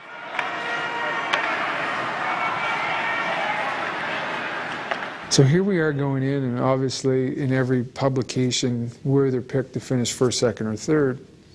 And we play the first game. And the first game, when we got beat handily. By the Swedes. By the Swedes. Sweden that wasn't so devastating. What was devastating about it was we played the next game against Germany and we only won 3-2. Lifting a high one to the corner. And I remember in the car ride home, there was Bob Mickelson, myself, Kevin Lowe, Steve Tambolini, and Lanny McDonald. And I remember I turned to them and I said, are we really a bad hockey team? I mean, we won 3-2 today against Germany. And that's when you need a really good support group. And they're like, relax, we're fine. It was a tough game, we won. And then the next night we played Czechs. And we're losing 3-2. And Joey Newendijk scored with about 2 minutes left to tie the game 3-3. They couldn't skate with us in the third period. They should have 4 or 5 penalties, hooking, holding, tripping. I remember you getting emotional at the Olympics. And methods behind madness? I guess to a point, people still looked at Wayne Gretzky as a hockey player. And I felt like after the Czech game that I needed to step forward and defend our team and show people I'm not a hockey player anymore.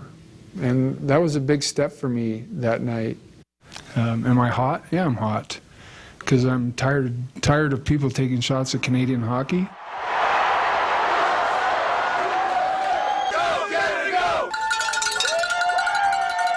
Now we come for one thing, and that's going to the dance. Go Canada! First thing that's important is we can't lose our first guy up ice. Oh, Canada! It's Medano, Leclerc, Hull. Sometimes there's a switch up in through here. Deadmarsh plays in there. I believe we're going to smoke them. You do? Yes. What score? I say we're going to, well, you're going to get me on this. Good, yeah. How lopsided? We're going to go. We're going to get at him. We're going to get at him good. The first half of that game was very tight. The whole game was tight. I mean, the score ended up 5-2, but the play was evenly matched both ways, and we just felt, after the first period against the U.S., we felt very confident. Passes in. The goal that Korea. Well, there's only one player in hockey that can make the play, and that was Mario. First of all, to see the puck coming, and second of all, to know somebody's there to let it go through his leg. Because most people's reaction would have been, okay, I'll tip it to him, I'll get it to him. And Mario just let it go through his legs. Of Lemieux, the pronger pass. And you know what was even more amazing? He was playing on one leg. Yeah. I mean, his hip was really sore. He very rarely practiced. I think he practiced half an hour in the whole 10 days because his leg was so bad. And him and Stevie Yzerman both, basically, Stevie couldn't walk. They both came out of the hospital to play that last game, and they both played the game of their lives. Gold medal, Canada!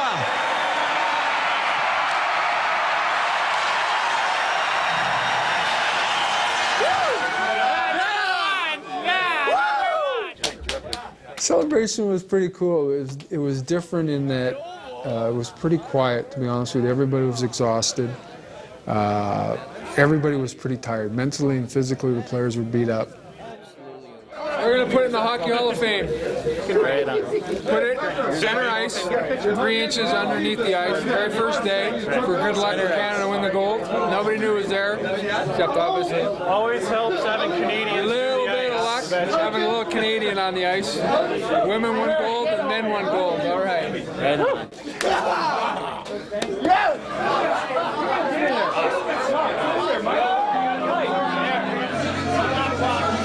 The best thing about the celebration was the people in Canada got to celebrate. And, you know, what was intriguing to me was it became like Canada's gold medal.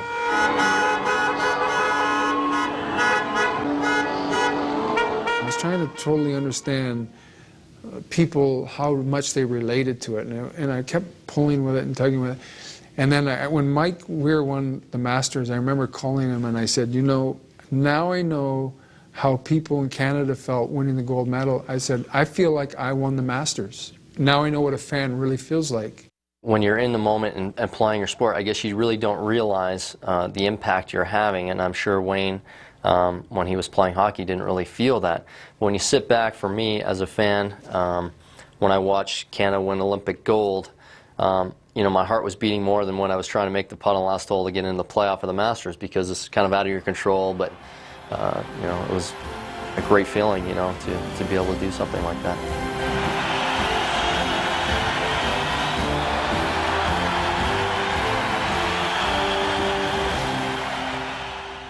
And then it was over. And it's over. And you know what's amazing about it is for 10, 11 days, you work your rear end off, they become really close, and then there's a winner and there's a loser, and then all of a sudden it's done, and you go home. And it's almost like surreal, like what happened? Didn't this thing just start? Because you remember getting off the plane saying, okay, we're here, we're going to play, and before you know it, you're on the plane going home, and that's just what happens. And I think our guys were so tired after the championship game, and so beat up, and so exhausted, that they just, again, it was like, oh, it's over, and very proud of what they did. But when you sit here and talk about it and dredge up memories and how exciting it was, and it was fantastic, and if you ever get a chance to be there live, take it. The more it makes me think that, yeah, we got to have NHL players in Italy in 2006. Oh, it's absolutely, it's the greatest thing for the game of hockey, because we get on a world stage, and for people who didn't even watch hockey, they watch hockey in the Olympic Games, and that's what's going to sell our game worldwide.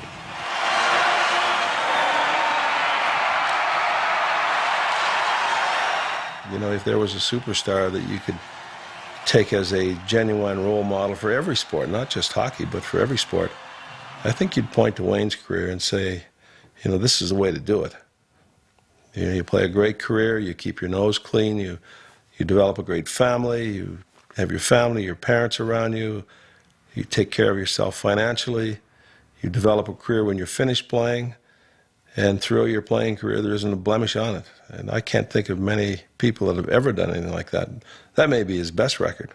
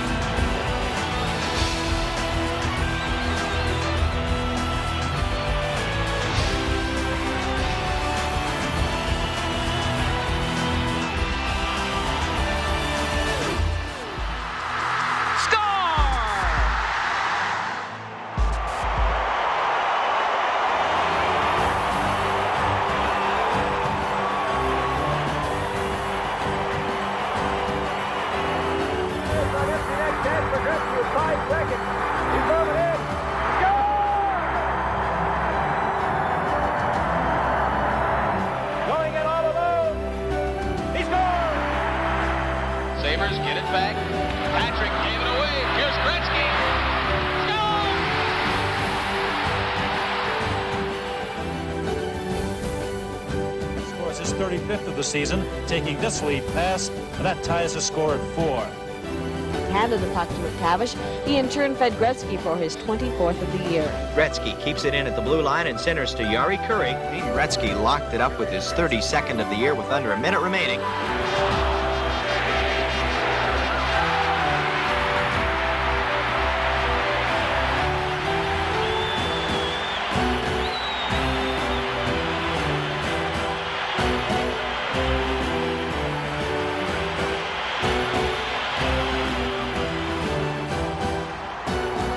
Ladies and gentlemen, the Edmonton Oilers have won the 1987 Stanley Cup. And Wayne Gretzky, for the 4th time in 5 years, hoists it over his head, much to the delight of his teammates. Lemieux ahead to Gretzky. Has Murphy with him on a 2-on-1 to Lemieux. And a goal. He shoots. He scores! Mario Lemieux! With 1:26 remaining.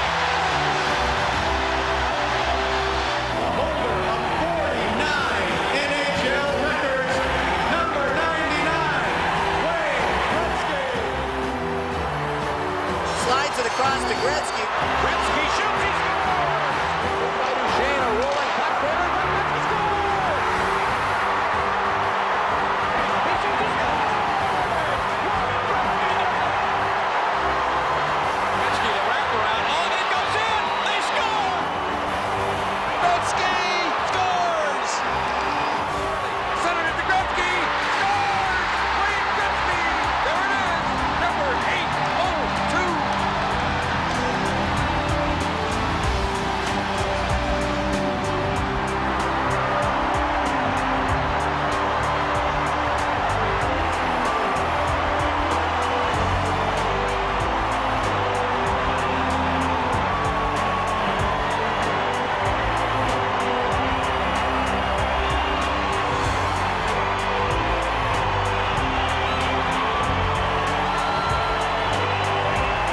Saved by Flaherty. The rebound. Score!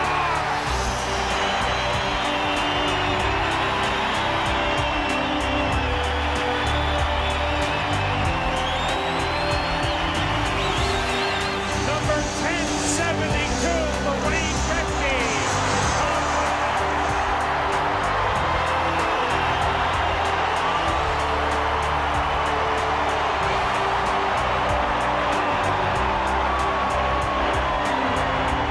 No 3 stars tonight, just a single star. And it's Gretzky. A great night and a great salute for the great Gretzky in a 2-2 tie with the Ottawa Senators.